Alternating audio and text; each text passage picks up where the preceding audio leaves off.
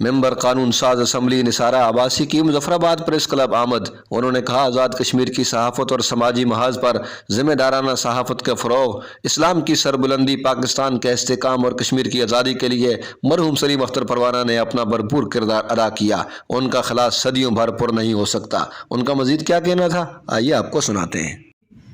بات کرتی تھی اس کے لیے، نہ صرف اس کو کوریج دیتے تھے بلکہ اس کے لیے جس حد تک وہ اپنا ایک رول ادا کر سکتے تھے تو وہ رول ادا کرتے تھے، اس میں مختلف اداروں کو انوالو کرتے تھے، تو وہ ہمیشہ یاد رکھا جائے۔ وہ ایسے لوگ صدیوں میں پیدا ہوتے ہیں، اچھی سوچ، اچھی فکر کے مالک تھے، بہت کچھ اچھا کرنا چاہتے تھے، اس کے لیے انہوں نے جدوجہد بھی کی، اسٹرگل کی، اور میں ان ساتھیوں کو سلام پیش کرتی ہوں کہ جو آج تک ان کے ساتھ کیے ہوئے وعدے کو نبھا رہے ہیں۔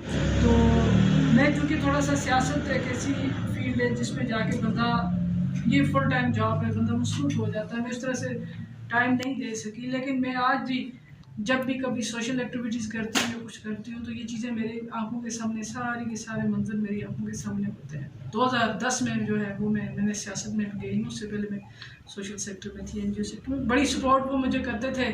میں جب یہاں آتی تھی تو میں 20-25 خواتین لے کے آیا کرتی تھی، اور یہ سارے کا سارا وہ وہاں پر پہلے ان کا وہاں پہ ہوتا تھا، یہ سیلی سرکار کے سامنے اس طرف کر کے، تو میں وہاں بھی آتی رہی ہوں، پھر جب یہاں آیا تو میں یہاں بھی آتی رہی ہوں، تو میرے ساتھ خواتین ہوتی تھی، ہمیں جب بھی کوئی مسئلہ ہوتا تھا اور بہت آرام سے ہم آ کے بیٹھتی تھی اور اپنی بات کر کے چلی جاتی تھی۔ اس کو اللہ تعالیٰ جوار رحمت میں جگہ دے۔